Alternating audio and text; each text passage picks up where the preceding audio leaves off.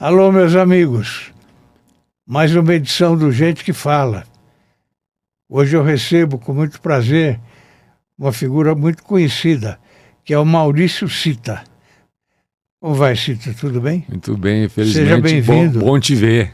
Muito bom mesmo, fazia tempo que não nos verdade, víamos, né? É verdade. O tempo não permite. Não tínhamos cabelo preto, mas a gente Mas faz tempo, já faz tempo. Assim mesmo, né? Maurício, você é advogado. Também. Também. Escritor, mestre em psicanálise clínica. Sim. Formado em neurofisiologia da meditação, ciências jurídicas e sociais e filosofia. Presidente do Conselho da editora Literary Books International. Foi gerente e diretor de grandes empresas como a Minas Gás e a General Electric do Brasil. Como empresário, você atuou em áreas como transporte rodoviário de cargas, produção de vinhos e operadora de turismo. Puxa vida, você fez tanta coisa diferente uma da outra, hein? Muito diferente. Muito diferente. Você nasceu onde? Eu nasci em São Paulo. Na verdade, a minha mãe foi me parir em Americana. Em Americana. Mas a gente morava aqui, mas a mãe dela morava lá e ela foi para lá. Eu nunca morei em Americana. Sei. Mas é uma bela cidade. E Gosto muito de você lá. tem filhos? Tenho 3 filhos. O mais velho, Alexandre Sita, que tem uma empresa de factoring, de franchising, os 3 aí, ó. Os 3.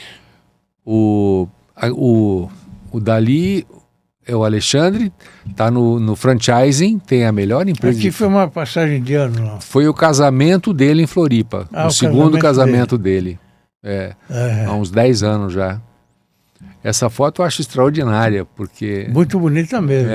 Eu quero pegar essa foto e ainda ampliar e fazer alguma coisa com ela, porque é muita alegria envolvida ali, os 3 filhos e eu. Pô. É mesmo. Isso foi muito gostoso. Que bom. Mas o Alexandre, que mexe com franchising, tem a melhor empresa de franchising do Brasil, faz treinamento de franqueadores e de franqueados.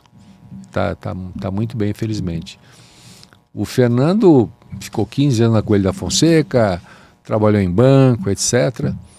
E a minha filha, que foi executiva de marketing de algumas grandes empresas também, acabou se dedicando ultimamente, parou de trabalhar para cuidar do filho e acabou se dedicando a esse esquema de influenciadora. Sim. E tá muito bem, bem. Tem lá o canal dela, que é o Carol Blue, que tem, no TikTok tem mais de 200 mil seguidores, no YouTube tem centenas também, e tá adorando o que ela tá fazendo. E ela fala sobre? Começou falando sobre culinária, coisas de cozinha, etc. Hoje ela fala sobre tudo, ela fala sobre os presentes que ela ganhou no aniversário, lojas que estão dando bons descontos, que tem bons produtos, dá dicas interessantes. E o assunto totalmente diversificado. E netos você não tem ainda, ou tem? Tenho 3. 3 já? O Alexandre tem 2 filhas, uma está morando no Canadá atualmente, e a minha filha tem um filho. O Fernando é que falhou nisso aí, não tem filho nenhum. Por enquanto? Por enquanto. Por enquanto. Você tem uma história com a escrita. Sim. Não é? O que levou você a escrever o best-seller Como Levar um Homem à Loucura na Cama? Tá, eu sou psicanalista. Sim. E eu sentia que havia uma distância muito grande entre a expectativa dos homens e aquilo que acontecia realmente na relação entre os dois. Então eu fiz uma pesquisa, está publicada no livro a pesquisa, não é coisa da minha cabeça, e nessa pesquisa eu consegui pegar 1.600 homens e peguei o comportamento deles, número expressivo, né? O comportamento no relacionamento sexual e quais eram as expectativas deles. Então, o livro foi muito bem, realmente, prefácio do Paulo Gaudencio, que com certeza você conheceu, sim, grande psiquiatra. Sim. Fui no Jô Soares lançar esse livro, foi uma experiência extraordinária, porque Eu ocupei 3 blocos. Olha a foto aí. Ele deve ter brincado muito com você, né? Muito. Eu peguei 3 blocos do programa do Jô. Segundo a produção do programa naquela época, só o Roberto Carlos e eu. Olha, com 3 blocos. sim. Foi muito legal. E o vídeo está aí no YouTube para quem quiser ver. Foi muito gostoso. Então, E ele era um senhor entrevistador, né? Maravilhoso, maravilhoso. E uma coisa que eu fiz com ele, que foi muito interessante, porque o pessoal criticava o Jô, dizia que ele falava mais do que o entrevistado. Sim, sempre falavam isso. Sempre. Só que eu acho o seguinte, ele é o artista, ele é o dono do programa. Então eu fui para lá preparado para deixar ele falar e ele me perguntar. Sim. Então eu não quis me sobrepor a ele, não quis cortar a conversa, eu deixei ele falar. E isso foi maravilhoso, porque ele é ótimo. Cada coisa que eu falava, ele vinha com uma piada em cima. O vídeo, outro dia eu estava viajando com a minha esposa e a gente colocou no carro e fomos ouvindo, porque é uma risada do começo ao fim, sabe? Foi muito legal. Esse livro foi muito bem, foi na verdade meu primeiro livro, e eu quis fazer como orientação, né? Aí eu fiz um outro livro que é o oposto, o contraponto. O que as mulheres esperam dos homens, né? Não foi muito bem não, porque a verdade é a seguinte, as mulheres se interessam pelo relacionamento, o homem não se interessa, o homem acha que ele é bom de cama, ele acha que ele sabe tudo e ele não precisa comprar livro para aprender nada, né? A mulher não, a mulher realmente é preocupada, ela tem interesse em manter a relação bem viva, né? Mas é o filme, o livro, o que Freud não explicou. Tem uma famosa frase do Freud que é afinal o que querem as mulheres, né? Aí o afinal o que querem as mulheres. Mas é um livro bem interessante, diferente do outro, também em base de pesquisa. Consegui 1.638 homens na primeira e só 600 mulheres. Não consegui muita coisa não. Mas foi muito, de qualquer maneira, foi um livro muito legal. E depois eu fiz um romance, que foi muito bem também. Esse Vida Amorosa Sem Monotonia? Não. Esse eu também fui no Jô Soares, fui 2 vezes no Jô Soares. Sei. Vida Amorosa Sem Monotonia é um livrinho muito interessante, um livrinho presente, com 100 dicas para não deixar o relacionamento ir para a monotonia. Sim. Porque o que acaba com o relacionamento é a monotonia. Sim. Né? E esse livro interessante, eu gosto dele, lógico que eu escrevi, mas ele é um livro que as pessoas podem se utilizar para falar, puxa vida, e agora eu faço o que na minha vida? Como é que eu, né, mantenho o elan da coisa? Como é que eu deixo vivo o meu relacionamento? Ou o inverso, como é que eu não deixo ficar na monotonia? E o livro é para isso. Sim. Esses são os livros que eu fiz na área mais da psicanálise, da orientação sexual, né? Depois eu fiz um romance, que é A Casa dos Desejos, que é um romance que eu gostei muito, grosso, 460 páginas. Poxa vida. Mas eu gosto muito, lógico, eu escrevi, gostei muito dele. E depois fiz livros na área de mindfulness, que é uma área que eu gosto muito, e fui escrevendo algumas outras coisas. E o que você gosta mais do trabalho? Escrever ou dirigir a sua editora? Não, dirigir a editora ainda é o meu foco, é o que eu gosto mais. A editora é o Porto Seguro? Sim, sim. A editora literária, o ano passado a gente fechou com uma editora número 1 em não ficção no Brasil, o que não é pouca coisa. Não, parabéns. A gente conseguiu um resultado extraordinário, a editora tá muito bem, buscamos nem buscamos, a gente foi mais ou menos sendo conduzido, como acontece com a vida da gente, né? Mas estamos muito bem na área de autismo, somos a editora que publica mais números de livros de autismo no Brasil. Fazemos muita coisa na área de gestão, de parentalidade, são livros que contribuem muito para as pessoas que têm problemas nessa área, né?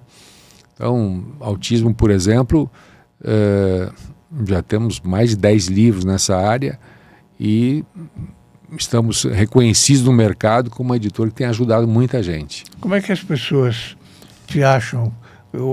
As pessoas querem comprar o livro, como é que fazem? Olha, como a gente hoje é o primeiro do Brasil, tem muita facilidade. O livro na Amazon, por exemplo, os livros estão todos na Amazon e estão nas grandes livrarias. Sim. A Amazon responde hoje por 60% das vendas do mercado varejista de livros. Sim. Mas tem as outras livrarias que a gente distribui os livros e que também responde pelos outros 40%, que é importante também. Então, mas a gente está muito bem. Em autismo a gente participa dos grandes congressos. Então, todos os profissionais da área acabam localizando a gente, participam dos livros. A gente faz muito livro em coautoria, que é um processo bem interessante. A gente coloca um coordenador que tem autoridade, que analisa todos os textos, e a gente compõe o livro em coautoria. Às vezes é muito difícil um profissional escrever um livro sozinho, um livro solo, né? Nem sempre tem tantos argumentos para publicar um livro de 200 páginas, por exemplo. Mas um livro com 8 páginas, um texto com 8 páginas é bem mais fácil. Sim. Inclusive precisa ter um poder de síntese muito grande, porque aí também o conhecimento dele ultrapassa as 8 páginas. Aí, para a felicidade do leitor, o escritor é conciso e passa o que ele tem de melhor. Então, esse livro de coautoria, nós lançamos o primeiro no Brasil, a nossa editora é pioneira nisso, em 2008, e de lá para cá a gente tem se destacado muito em livro de coautoria e temos feito coisas extraordinárias aí, muito gostosas. Que bom, parabéns, Maurício. Muito obrigado. Você chega cedinho, passa o dia na editora? Sou daqueles que durante muito tempo sou o primeiro a chegar e o último a sair. Sei, continua. Hoje eu dei uma relaxadinha, porque tenho um personal trainer de manhã, de segunda, quarta e sexta, então acabo chegando um pouquinho mais tarde. Sim. Mas full time, estou direto lá e adoro isso. Você não pretende pôr o pé no freio então já? Não pretendo. Na verdade, há 3 anos mudou a gestão da editora. As 3 funcionárias mais antigas ficaram sócias da editora e eu estou de presidente do conselho. Só que eu estou full time com elas. Sim. E a coisa tá caminhando muito bem. É muito raro de ver isso, hein? Mas na verdade são 3. Estavam há quantos anos na editora? Uma tem 24 anos, as outras 2, 17 anos. E elas estão felizes, estão tocando. E tá. Com isso é o que eu te disse, eu pretendo, como presidente do conselho, continuar orientando, ajudando, mas eu acho que daqui a um tempo eu dou uma pisada no freio. Você é criador do método de relaxamento e meditação. Sim. Neo-Mindfulness. Neo-Mindfulness. Neo-Mindfulness. Isso. Do que se trata? A palavra Mindfulness está já bem difundida nos últimos 20 anos, pelo menos. Eu criei um método absolutamente científico em cima de um treinamento de um alemão, como todo alemão, chamado Schultz. Alemão bom chama Schultz. Né? E esse método, o Schultz fez um programa chamado treinamento autógeno. Isso aqui é a foto 1964. de quando eu estava terminando o ginásio. Diretor de Relações Públicas. Já estava botando as mangueiras de fora. Olha aí. Começou cedo, né? Comecei cedo. Maurício? Mas o Mindfulness, eu criei um método em cima do processo do treinamento autógeno do Schultz. O livro do Schultz não existe mais, só existe em sebo, etc. Estante virtual tem o livro, muito interessante, por sinal. E o Schultz mesmo fala que o programa dele podia ser alterado em algumas coisas. Eu dei uma alterada no programa e eu fiz o seguinte: eu ajustei o treinamento autógeno para meditação. Porque, na verdade, a gente conhece 3 estágios de consciência. O de vigília, que nós estamos aqui, todo mundo acordado. O de sono e o de sono REM, o sono profundo. né? Mas existe pelo menos um a mais, que é o estado de atenção plena, que é um estado que você desenvolve por meditação a estar presente em tudo que você está fazendo. Então você não toma um café para engolir o café só. Você toma curtindo o café. Você sentiu o cheiro do café primeiro, você toma a tua caipirinha de lima da Pérsia, você quer sentir o cheiro da lima da Pérsia na caipirinha, você quer curtir aquilo, né? Isso é da minha formação de psicanálise. E comprovando que você a gente precisa mostrar, senão o povo... Então o Mindfulness é um programa extraordinário. Você passa a viver muito melhor a tua vida a hora que você está presente naquilo que você está fazendo, né? E esse é um quarto estágio de consciência. Não ultrapassa os 3 estágios que eu te disse, e você tem um quarto estágio. Eu estou sempre em atenção plena. Também eu pratico isso há 40 anos. Então,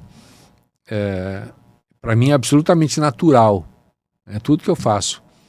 Eu analiso o prato que eu estou comendo, a comida que está ali, a beleza das cores. Eu começo a mastigar e começo a sentir a diferença dos sabores, mas naturalmente, não fico pensando nisso. Sim. Quando você está em Mindfulness, você acaba estando presente realmente no que você está fazendo. Então, nada é feito automaticamente ou no piloto automático, como a gente fala, tá? É feito presente, você está presente naquilo. Esse foi um livro meu, o Neo Mindfulness, foi um livro que ficou 35 semanas na lista dos mais vendidos. Em 2020. 2020. Eu dava muitos cursos de treinamento autógeno de Neo Mindfulness, né?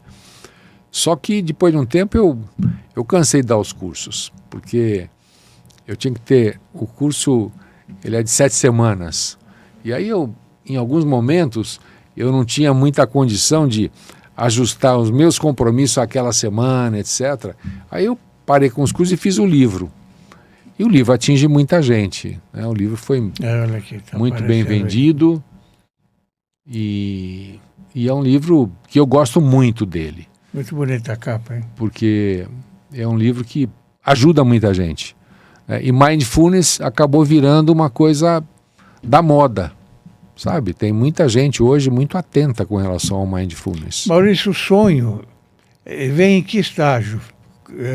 Quando você sonha, em que estágio você está? É tal história. Se você tiver no primeiro sono, praticamente você não sonha. É no sonho REM que você vai sonhar mais. Você começa sonhando sobre as coisas atuais. E depois, quando você sonha sobre coisas antigas, é porque você já está num sono REM muito forte e já é o último estágio dele praticamente. Então ele vem de coisas mais atuais e depois coisas mais antigas. Tá? Mas é quando você está realmente num estado de sono REM, o sono profundo mesmo. Aí, segundo Freud, o sonho vai realizando coisas que você não conseguiu realizar na vida normal tua. Tá? Então você tem várias situações de sonho. Freud recomendava que você tivesse uma caderneta do teu lado da cama para anotar o sonho, que a gente esquece do sonho com uma rapidez muito grande, né? Tem sonho bom que você quer que ele continue. Você acordou, nossa, eu quero sonhar de novo, quero dormir para sonhar de novo. Verdade. Isso aqui, né? Mas na verdade, acordou. O sonho não volta mais não, já que aquilo já aconteceu. E às vezes você tem um sonho de 10 segundos e dá a impressão que você sonhou durante horas, né? Porque ele passou o filme inteiro na tua mente naquele espaço muito pequeno. E sonho é muito importante. Qual é o sonho mais importante? Olha, não dá para dizer que tenha mais importante. O sonho às vezes tira alguns... quando você toma consciência dele, você anotou como o Freud recomenda e depois você pensa mais no sonho, é o que eu disse no início, ele acaba realizando coisas para você que você não conseguiu fazer na vida acordado, no estado de vigília. Ele te realiza isso. E você tem alguns sonhos que diminuem muito o teu estresse, porque a hora que você toma consciência do sonho e você analisa o sonho, ou até com a ajuda de um terapeuta, porque nem sempre a pessoa tem muita capacidade de analisar o sonho. O sonho sozinho não representa muita coisa, não. O sonho tem que ser associado a muita coisa, né? A pessoa, não, eu compro livro de interpretação de sonho, aquilo não vale nada. Porque só vale se você tiver efetivamente uma sequência de informações para juntar com o sonho, e aí você entende o que aconteceu, o que você sonhou efetivamente, né? Então você tem alguns sonhos de realização de expectativas, você tem outros que te tiram de estresse, de ansiedade, porque você tem sonhos que você vê pessoas que morreram. Essa foto é interessante, se a gente for comentando. Esse é o presidente, o Garrastazu Médici. Sim. Ah, o presidente aqui. É. Eu tava numa rádio em Santos, que é a Rádio Universal de Santos. Universal. Que era do Salim Mansur. É. E o Paulo Mansur tinha Rádio Cultura. Sim. O Paulo foi deputado, caçado na Revolução, sim, né, Paulo no golpe. Mansur. E eu virei diretor dessa rádio, muito novo ainda. E o Médici estava lá em Santos, eu nem lembro onde. Eu sei que eu acabei entrevistando o homem. Pô, essa foto eu devia ter uns 22, 23 anos de idade aí ainda. Em plena ditadura, né? Em plena ditadura. E o cara circulando por uma área perigosa, né? Porque o Cais sempre foi uma área de esquerda, né? É. E bem perigosa. Mas eu não lembro da situação. Eu só lembro que o Salim Mansur ficou muito amigo meu, viramos sócios num loteamento e foi uma amizade muito gostosa. Ele era bem diferente do Paulo. O Paulo foi o pai do Beto Mansur, que foi prefeito em Santos várias vezes, foi deputado, né? Não é uma grande figura, não. Andou muito metido aí em corrupção, etc. Sim. E essa situação me encanta, porque eu produzi o vinho Duque de Bragança. Esse vinho, ele foi eleito 2 vezes pela revista Playboy o melhor vinho do Brasil. Foi vinho da posse do Tancredo Neves, que quem tomou foi o Sarney, que o Tancredo morreu alguns dias antes, né? Ele era o vinho que representava o Brasil nas embaixadas do mundo inteiro. Toda a recepção embaixada brasileira estava meu vinho Duque de Bragança lá. E eu tinha como símbolo um leão no livro. E aí um dia me deu uma ideia de comprar um leãozinho vivo, que é possível, porque não é um animal da fauna brasileira. E eu comprei de um criador e contratei a Monique Evans para ser a garota propaganda nossa. E a gente visitava essa foto que ela está passando o leão para o colo do Zé Vitor Oliva, que era o dono do Gallery. Sim. E a gente estava no Gallery fazendo, lógico que parou o Gallery, né? Você imagina a Monique Evans vestida com essa roupa duquesa de Bragança, com um leão vivo no colo, né? Para qualquer lugar. E foi uma promoção muito interessante que a gente fez.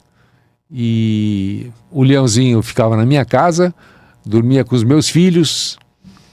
E foi uma nota muito importante da minha vida. Ele dormia? Não, com 8 meses eu tive que vender o leão.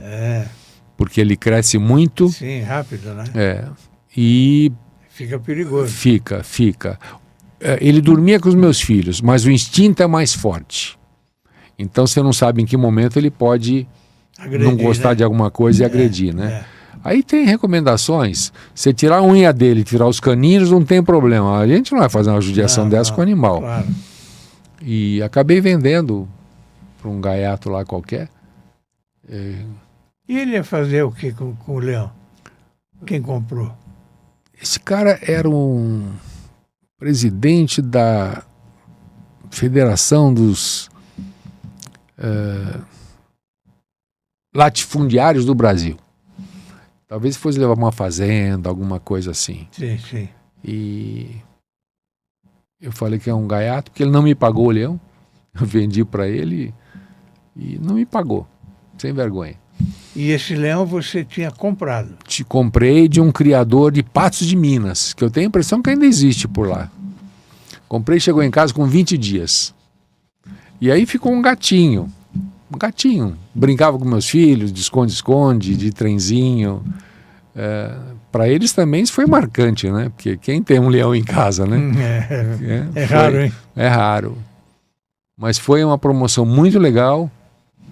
E a Monique estava no auge dela, né? Lindíssima. E a gente vendeu bem o vinho. O vinho estava forte no Brasil. A gente conseguia uma posição boa no mercado. Quanta coisa você fez, hein, Maurício? Rapaz, se for contar tudo, eu estava pensando hoje, antes de vir para cá... A sua cabeça não para, né? Eu participei de pelo menos entre 10 e 15 empresas que eu criei. Coisa assim...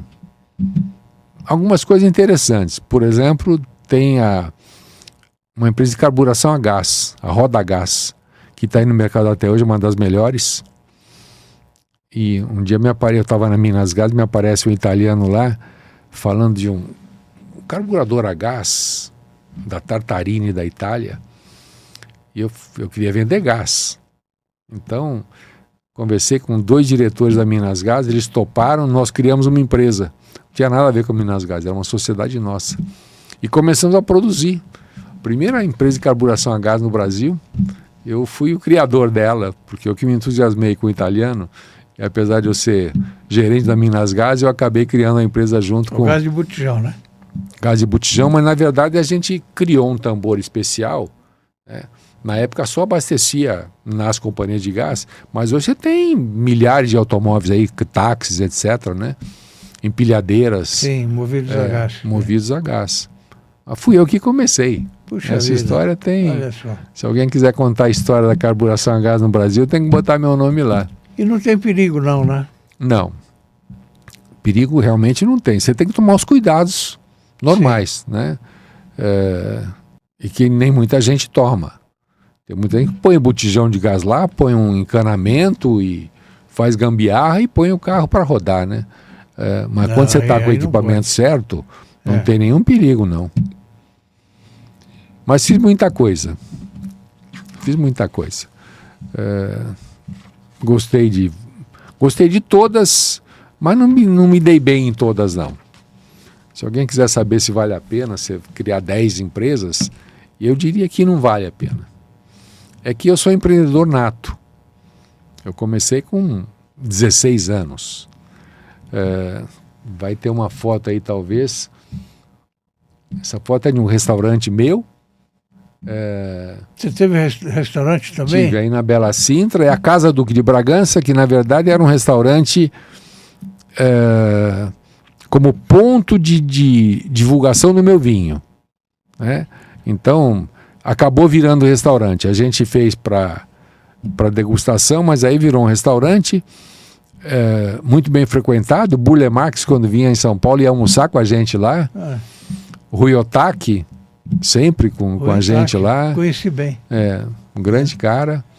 O Ricardo Otaki foi secretário na minha época. Ele era secretário do Meio Ambiente.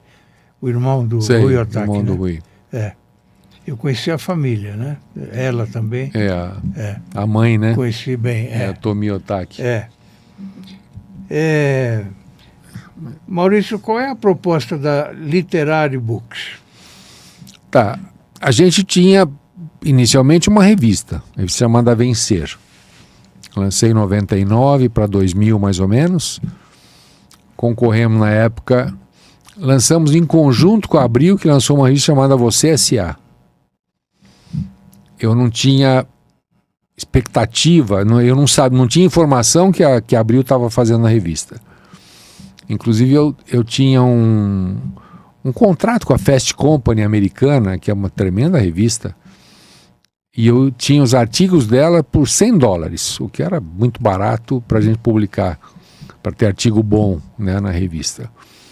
Mas aí veio uma pesquisa nossa, que a rejeição da Exame, por exemplo, é de artigos, naquela época, 2000, você ainda não falava nessa integração mundial que a gente tem hoje, né? Então, tinha uma crítica aos artigos da Exame dizendo o seguinte: o que é verdade para o americano não é verdade para o brasileiro. Então, a dimensão de cada um mercado não era exatamente a dimensão do outro, e o pessoal criticava isso. Aí eu fiquei alerta, não publiquei nada da Fast Company, mas lançamos junto com a Editora Abril. Durante 2 anos a gente bateu feio na Editora Abril. A gente vendia 100 mil exemplares por mês em banca de revista, eles vendiam 15 mil, 20 mil. Só que depois, com a estratégia deles, com a força de assinante da Veja, da Exame e de outras, eles começaram, né? Assine Exame por mais R$2, você tenha você S.A. E com o tempo eles passaram a gente. Depois, lá por 2008, o mercado de revistas já começou a cair. E a gente começou a publicar livros. E os livros, na verdade, a gente fez... A história é um pouco mais longa, mas eu vou resumir. Eu estudei em Harvard, e os professores de Harvard se reuniam, se cotizavam e publicavam um livro por ano em cada um dos departamentos. Quem queria, né? Não era obrigação nenhuma. E eles, com o nome de Harvard atrás, livraria comprava, claro, fazia evento, claro, treinamentos, né? E os livros eram vendidos. No ano seguinte eles lançavam mais um livro. Aí um dia eu vi no Brasil, em 2008, um livro chamado 50 Gigantes de Vendas, de uma editora de Curitiba. Só que aparecia o nome do dono da editora em cima, como se ele fosse o autor, e aí entravam 50 artigos de 50 palestrantes, gerentes de empresas, diretores, etc. ali. Eu lembrei de Harvard e falei, puxa, tem um negócio aqui. Eu posso fazer um livro de coautoria, né? E acabei lançando o primeiro livro, entrou Osiris Silva no livro, fiz um livro de liderança, né? E de lá para cá a gente veio nessa área do livro de coautoria. Depois eu comecei a fazer alguns, a gente chama de livro solo, de um autor só, né? Então depois disso nós conseguimos também publicar bons livros solos e a coautoria acabou se destacando. Lógico que depois que você inventa alguma coisa, vem muita gente atrás, né? Uma ex-funcionária saiu da nossa editora, copiou o projeto, montou uma editora. Outras editoras foram atrás do que a gente faz. Tem gente nova, boa no mercado, que está entrando no nosso ramo agora. Só que a gente é o primeiro do Brasil, a gente é o mais forte, né? Deixa os outros fazerem. Sim. A gente vive e deixa viver, né? Sim. Tem então, espaço para todo mundo, né? Tem. E o foco nosso, então, é a coautoria. Esse é o carro-chefe nosso. Mas temos livros excepcionais, temos autores. Lucilena Galvão, por exemplo. Hoje é a filósofa mais importante do Brasil. É autora nossa. Maria Cândida é autora nossa. Elisa Tolomelli, produtora de filmes, fez Cidade de Deus, fiz um monte de outros filmes aí na área de cinema, é a produtora das mais respeitadas que tem. Reinaldo Polito, nosso amigo, meu autor. Enfim, a gente tem vários grandes nomes como clientes nossos, como escritores nossos. E agora temos Tiago Castro, que é um médico, que é referência em autismo no Brasil. O Tiago tem seguidores, é incrível. A capacidade dele de juntar pessoas. Quando você faz um evento, o Tiago Castro está no evento, o pessoal quer ir, né? Então, temos vários autores bons, coordenadores bons, e esse é o nosso foco. Hoje se fala mais sobre o autismo, o que é muito bom, né, Maurício? Sim. Escutei um tonto outro dia falando, agora só se fala em autismo, todo mundo é autista. No passado ninguém falava nisso. No passado não tinha diagnóstico. Né? O cara, como disse o Lula um tempo atrás, o cara é um tantã, tem um parafuso a menos. E, na verdade não era isso. Né? Hoje você tem diagnóstico. Eu encontrei há 4 semanas um médico muito jovem, talvez 30 anos, e ele contando, ele falou, olha, eu vim a vida inteira sendo diagnosticado como bipolar, como depressivo, e eu não entendia isso. Me formei nessas condições. Agora eu estou com diagnóstico de autismo. E agora eu estou feliz, porque eu sei o que eu tenho. Né? Então, você vai... No passado tinha autista do mesmo jeito, só que não tinha diagnóstico. Não né? se E hoje falava a gente tem... também, era um tabu, né? Não se falava. Não se falava. Escondia. E o autista hoje ele fala, eu sou autista. É. Ele fala, eu sou autista, não tenho problema em falar isso, né? Então, é muito legal. Muitos pais, antigamente, eles escondiam, né? Sim. Os filhos que tiverem. Qualquer tipo de... problema, né? A gente chama de transtorno, não é... Aqui você está... General Electric do Brasil. General Electric. Sem querer ser melhor que ninguém, eu entrei na GE com 27 anos, como gerente de vendas Brasil, propaganda e promoções de venda. O título nem cabia na carteira profissional. E aí eu devia estar com uns 29, talvez. Tem uma coisa interessante, talvez você lembre, aquele à direita lá, o último, é o José Ari. O Zé Ari teve um sabão no passado chamado Arigol. E ele fazia um concurso nas rádios do Rio de Janeiro. Essa é a história. Essa é a história do papagaio, que é sensacional. Você imagina a Rádio Nacional do Rio de Janeiro, que era líder em audiência, né? E programa de auditório, e o sujeito levava o papagaio lá. Se o papagaio falasse Arigol, que era o nome do sabão, ele ganhava um prêmio qualquer, que eu não sei de quanto era. Mas o Zé Ari inventou essa história. E aí o sujeito ia para a rádio e fala Arigol. E o papagaio não falava. Sim. Falava em casa, mas não falava lá, pô, sabe?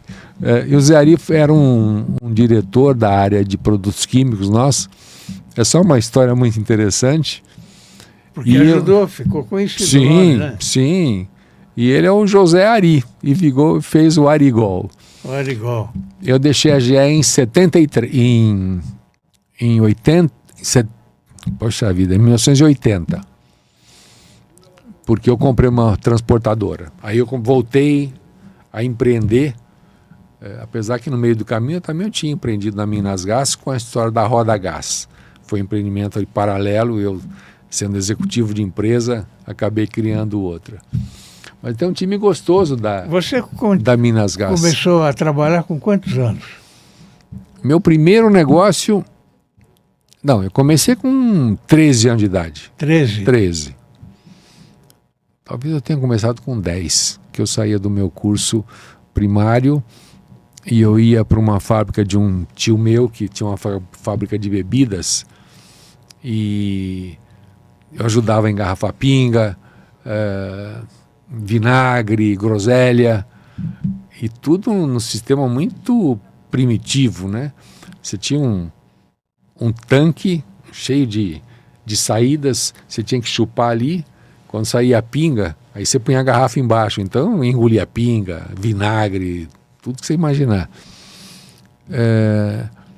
Depois fui trabalhar num laboratório de prótese clínica, prótese dentária.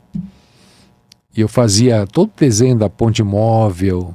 Tinha dentista que falava, eu quero que o Maurício faça, porque eu era muito caprichoso, né?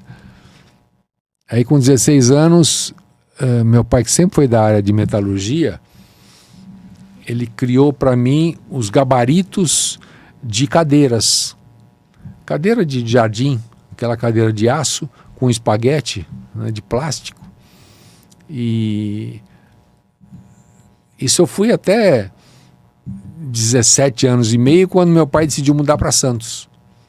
E aí eu parei com a indústriazinha que eu tinha, com 3 pessoas trabalhando comigo, mas fiz muita cadeira, fiz muita mesinha de centro, fiz muitas cadeiras para crianças, né? Foi meu primeira atividade como empreendedor ali. Até então tinha trabalhado com algumas coisas. E você não feriu o Estatuto da Criança naquela época, né? Que estatuto que nada, né? E nem hoje eu acho importante isso. Nem hoje eu acho importante. Sabe, você está vendo a juventude hoje como está, né?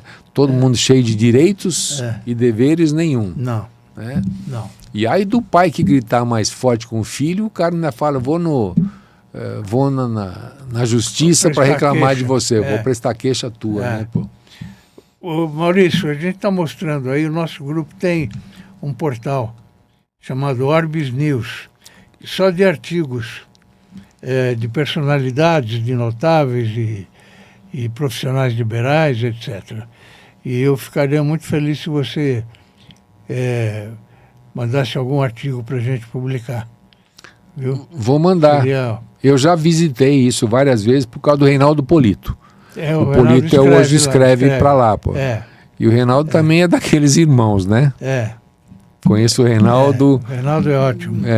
Conheço o Reinaldo há mais de 40 anos. Eu soube. Ele esteve aqui também. E ele me falou toda vez que ele manda o artigo, ele manda para mim. Tá no meu celular aqui. Se eu abrir aqui agora, eu mostro e provo isso aí, pô.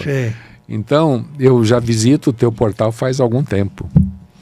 Gosto muito. Você, por favor, a hora que quiser escrever, está convidado. Tá bom, te agradeço. Que critérios você usa na seleção de obras e autores lá na Literary? Na verdade, a gente procura ver o seguinte. Vamos falar de livro solo, por exemplo. Sim. É muito comum a gente receber pessoas que querem contar sobre a sua história, alguma situação que passou, né? Vou citar um caso que eu acho que exemplifica bem. Foi uma pessoa lá, dois casos talvez eu consiga citar rapidamente. Foi uma pessoa lá e disse, olha, eu engordei, fui a 160 quilos, aí eu emagreci, fiquei com 90 e fiz plástica, tirei um monte de pelanca, só que depois engordei de novo, fui a 210 quilos e eu queria escrever essa história. Aí eu falei para ele, legal, para quem interessa essa história? Interessa para tua família, para quem te conhece, né? Só isso aí não. Se você tivesse uma orientação para dar para alguém, né? Vamos pegar o que você viveu e como é que você passa isso para as pessoas. Olha, a hora que você emagreceu, voltou para 90 quilos, não engorde mais, né? Se discipline, faça alguma coisa. Qual é o mérito de você ter saído de 160 para 90 e de 90 para 210? Não tem mérito nenhum isso aí. Ele não gostou muito, mas não publicou o livro, nem comigo e nem com ninguém. Há um tempo também apareceu um sujeito lá com um livro sobre o orgasmo feminino. Aí eu li um pouco do texto do cara, falei, qual é a tua formação? Administração de empresas. Eu falei, você está escrevendo sobre isso com base no quê? Com a minha experiência. Eu falei, você me desculpa, esse livro a gente não publica. Ele falou, mas eu estou pagando. Eu falei, é diferente. Você pode pagar em qualquer outra editora. Na nossa você não paga, porque nós não vamos publicar teu livro. Você não tem base para escrever sobre isso. E essa tua história desse jeito aqui a gente não vai publicar, né? O cara saiu bem revoltado comigo. E se eu vi isso aqui depois ele vai... Mas você foi franco, né? Mas, então a gente usa muito o critério da qualidade. Porque eu acho o seguinte, Fausto, se você não trabalhar bem, você dá um tiro no pé e a tua carreira se encerra ali. Então, a gente faz livro com extremo cuidado e extrema qualidade, sabe? Coordenadores maravilhosos. Eu falei de Luiz Helena Galvão, né? É a maior filósofa do Brasil hoje. Então, a gente tem uma preocupação muito grande com o que o livro vai contribuir para as pessoas. Se o livro não contribuir, a gente não publica. Algumas coisas a gente não publica mesmo, sabe? Magia negra, coisa desse tipo, esse caminho a gente não vai. São bem seletivos, né? Mas fundamentalmente a gente pergunta o seguinte, que contribuição esse livro pode dar? Né? Lógico que você fala em livro de ficção, outra contribuição é a distração da pessoa, né? Um momento que ela está ali descontraída para ler um livro de ficção, sem problema nenhum. Aí pode vir a história que vier. Mas quando você está falando em livro de autoajuda, de negócios, ou livros na área de autismo, parentalidade, etc., a gente chama dos neurodivergentes, é um nome mais complicado um pouco, aí a gente vai muito para a qualidade. E não publicamos se a gente não perceber que o autor tem realmente embasamento para fazer aquilo. Porque tem muito picareta escrevendo coisa por aí, sabe? E você vai ver a consistência, você tem até informação errada naquilo lá, né? Então, para nós, o fundamental é a qualidade, tá? E qual é a capacidade que a pessoa tem para estar escrevendo sobre aquilo. Esse é o fundamental para a gente. A sua empresa também atua em outros países, né? Sim, a gente tem uma força muito grande em Portugal, no Japão, então, a área de Europa e meio Ásia lá com o Japão, né? E nos Estados Unidos também. A gente publica livros lá. E tem uma outra coisa interessante. O livro digital nosso é vendido em mais de 50 países todos os meses, mesmo e é em português. Porque onde tem um brasileiro, eles estão comprando. E é mais fácil você comprar o livro digital quando você está em qualquer lugar do mundo, porque você baixa na hora. Você comprar do Brasil para exportar, o valor é muito alto, né? Então, o livro digital, a nossa presença é muito forte em comunidades brasileiras, Estados Unidos, Europa. Se eu te falei, já tivemos meses do livro estar sendo vendido em 53 países, né? O que é muito gostoso. Onde tem brasileiro lá. Um brasileiro lá está lendo a gente. No Japão, que tipo de livro é preferido? Para brasileiro também. Para brasileiro. Não é livro em japonês. Sei. A comunidade brasileira no Japão é muito grande. Ainda se estima em coisa de 800 mil pessoas. Já foi muito maior do que isso, né? Então, no Japão, tem alguns eventos que nós levamos até palestrantes para lá. O palestrante participa do evento lá, feiras e etc. Faz palestra para brasileiro lá. E tem uma livraria de lá, que é o nosso ponto de apoio, que é a livraria que tem mais contato com o mercado brasileiro lá. Então a gente exporta o livro para lá e ele vende para a comunidade brasileira. Nunca fizemos nenhum livro em japonês. Toda a atuação internacional nossa, tirando Portugal, que você tem que ajustar o português, porque o português de Portugal não gosta de ler o brasileiro, né? Estados Unidos, que o livro vai em inglês, mas tirando isso, o resto é português mesmo, é o nosso livro que está lá, sendo vendido. Ou fisicamente, como é o caso do Japão, que a gente vende digital também, mas vende fisicamente, ou é o livro que a gente consegue ajustar para o inglês, etc. Maurício, você como um grande psicanalista que o que é felicidade para você? Isso aí é uma coisa importante. Veja o seguinte, felicidade é aquilo que você... Mindfulness é importante para isso, né? Felicidade é aquilo que você consegue ter sem grandes expectativas e principalmente sem grandes frustrações. Você tem uma vida cheia de expectativas, você tem ansiedade, você tem excesso de futuro, eu costumo dizer.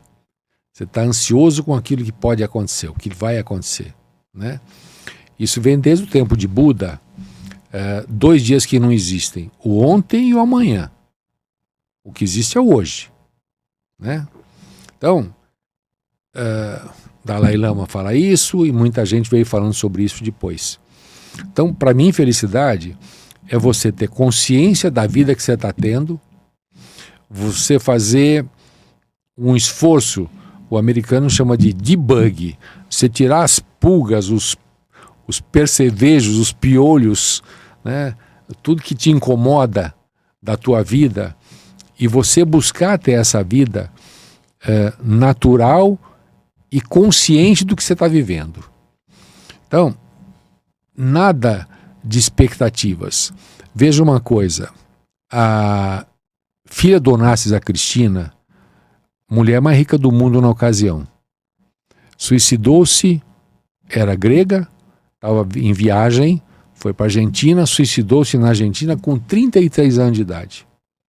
Então, felicidade é ter muito dinheiro? Não, não é. Eu não acompanho uma pesquisa aqui, mas eu sei que em alguns anos foi feita uma pesquisa sobre qual o estado brasileiro que é mais feliz.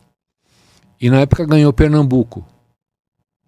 Você falou, mas Pernambuco não é tão rico quanto São Paulo, tão rico quanto o Rio, tão rico como Rio Grande do Sul, Minas Gerais, etc., Santa Catarina, né? Não, o problema não está no dinheiro. O problema está no tipo de vida que você leva. Então, para mim, felicidade é quando você consegue viver sem expectativas, ou seja, sem ansiedade. Expectativa você pode ter, né? Quero realizar coisas, etc., mas sem ansiedade que te prende, né? Que você vive só em função da ansiedade. O que eu disse, excesso de futuro, né? E saber cuidar das coisas que você tem, saber valorizar o que você tem. Então, eu diria que felicidade é um estado de consciência. A pessoa precisa estar absolutamente consciente do que ela tem, e se ela tem pretensões, ela vai continuar lutando para chegar lá, tá? Mas é um processo que faz parte do presente dela, né? Eu digo, sem a ansiedade em relação ao futuro, mas trabalhando para o futuro, se for o caso. Independentemente do que eu disse, dos 2 dias que não existem, o ontem e o amanhã. Então, felicidade é você viver hoje. É se acordar cedo, agradecer por mais um dia, ver o sol que está lá em cima, tá aí para todo mundo curtir, ver a família que você tem, né? Entender que você está nesse mundo de uma forma construtiva, você está contribuindo para alguém, né? Você não pensa só em você, porque se você ficar só pensando em você, esse egoísmo prejudica em muita coisa, né? Então, para mim, felicidade é esse estado de consciência em que você está vivendo o hoje, o aqui e agora, tá? Não com esse excesso de futuro pela frente e ansiedade. Como é que você analisa o mundo de hoje? Bem complicadinho, muito complicadinho. Um mundo em que a gente está vendo que as pessoas têm mais preocupação com seus direitos do que com seus deveres. Não está pouco preocupado. Estamos vivendo hoje uma situação em São Paulo de quase racionamento de água. Né? Será que está todo mundo preocupado e está fechando a torneira mais rapidamente, está tomando banho mais rápido? Não, a pessoa está pouco se lixando. Eu tenho água na minha casa, eu tomo banho. O problema é dos outros. Se faltar para os outros, o problema deles, não é meu. Né? Então, eu estou vendo a polarização que tem no Brasil hoje, de esquerda e de direita, não é só aqui. Essa é uma polarização muito antiga nos Estados Unidos, né? Republicanos e democratas. Na França, mesma coisa, em todos, né? Inglaterra, o trabalhismo com Margaret Thatcher, etc., sempre foi muito forte, tem uma polarização também. Só que quando você tem a polarização e você tem princípios democráticos, você aceita, né? Se o cara é de esquerda ou de direita, pouco importa. Ele tem as convicções dele, eu tenho as minhas. E eu convivo bem com ele. Claro. Né? Nós chegamos aqui no Brasil, principalmente eu acho que hoje nós estamos numa situação muito difícil no Brasil, porque essa divisão, que eu acho que infelizmente foi instituída pelo Lula, pelo PT, é pobre contra rico, né? É esquerda contra direita. Se possível, vou te matar, tá? Porque eu não aceito teus princípios. Isso não vale. Isso é para ser, em qualquer lugar, quando você pensa em democracia, o direito do outro é exatamente igual ao meu. E eu não posso invadir o direito do outro e o outro não pode invadir o meu, né? A minha área. Então, eu vejo um mundo bem complicadinho, socialmente falando, sociologicamente falando. A gente sabe que o mundo vive de fases cíclicas, né? Você tem a fase de tese, aí você tem a fase de antítese, vai todo mundo contra aquilo, Aí você tem a fase de síntese. Então você vai tendo essas variações. Eu acho que nós estamos numa fase de antítese. Tá todo mundo indo contra tudo, estabelecendo um clima muito difícil de sobrevivência, né? Criando um ódio entre as pessoas. Se você é de esquerda, eu te odeio. O de esquerda, se você é de direita, eu te odeio. Né? Não é por aí. A gente efetivamente precisa tomar consciência de que nós somos absolutamente iguais. Nós somos irmãos de verdade. A gente nasce igual, cresce igual. Falando uma coisa feia, as fezes do Papa, da Rainha da Inglaterra ou do Rei da Inglaterra hoje, fede igual de todo mundo. Sim. É todo mundo igual. E as pessoas acham que umas são melhores do que as outras. Não são melhores, não existe um melhor do que o outro. Então eu vejo o mundo muito, nessa fase de antítese que eu acho, muito contra tudo, né? Contra todos, contribuindo pouco para a melhoria das coisas. Tem pouca gente interessada em melhorar o mundo. Pouquíssimas pessoas interessadas em dar contribuição. É o que eu te disse na editora, a gente procura ver livro que ajude as pessoas. Tá? Muito bom. É basicamente Muito por aí. bom. Maurício, fiquei muito feliz com a sua presença aqui. Fazia tempo que não nos víamos mesmo, É verdade, né? muito tempo. Anos e anos. Gostei muito de rever você. Muito obrigado, Você igualmente. concedeu uma entrevista maravilhosa.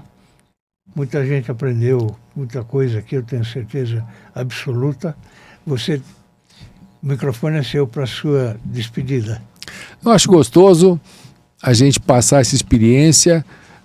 Eu te disse, eu criei 10 a 15 empresas. Não foi a melhor coisa que eu fiz na vida.